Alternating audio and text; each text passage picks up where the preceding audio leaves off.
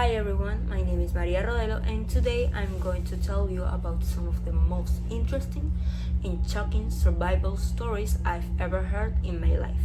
Have you ever seen this image on the internet or on social networks?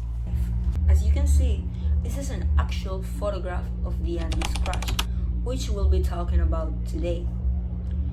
You've probably heard of this story because of the Netflix adaptation that went viral on TikTok like a year ago, called Society of the Snow. But in case you don't know what I'm talking about, don't worry, here I'll explain it to you. El 13 de octubre de 1972, un avión uruguayo se estrelló en la cordillera de los Andes. A bordo viajábamos 40 pasajeros y 5 tripulantes. Unos dicen que fue una tragedia, otros hablan de un milagro. ¿Qué pasó realmente? ¿Qué pasa cuando el mundo te abandona?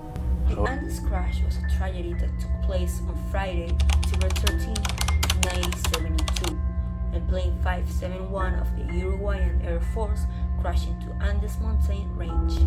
On the plane were 5 crew members and 40 passengers, among them players of the All Christians Rugby Club who were heading to a competition in Chile, as well as their families and relatives. This accident had 32 initial survivors, of which only 16 managed to get out of the mountain alive. After the crash, the plane was stranded in an area of the mountain range called the Glacier of Tears, where the temperatures reached 30 degrees below zero. In this way, the survivors lasted 72 days in one of the most inhospitable places on Earth. Seeking not to die in those circumstances, these people had to manage to adapt to the environment, using the parts of the plane to create survival elements such as coats, water machines, or instruments to walk on snow, among other things.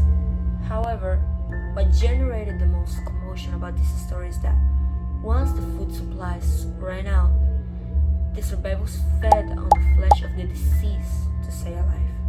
And even with all of the horror, discomfort, and reputation that this may cost them, it was a decision that gave them much more time to live.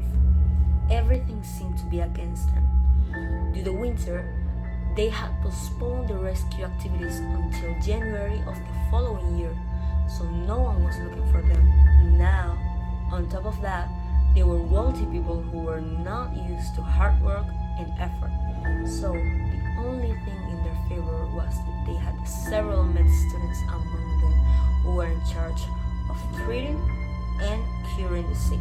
Nevertheless, even with all of the problems, that didn't stop them from looking for a way to get out of there, because they knew that if they didn't do it, people would only come to pick up their bodies.